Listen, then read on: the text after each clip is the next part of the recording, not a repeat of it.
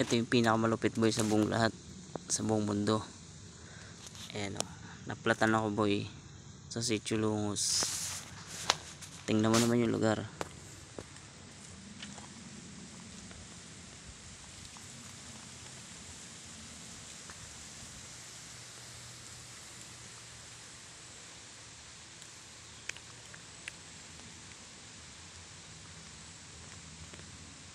Kita nyo yung lugar. Walang katao-tao, puro puno.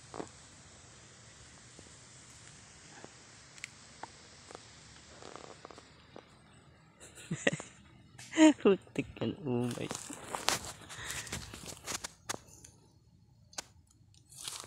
Oh, di ba ang galing? Nice one.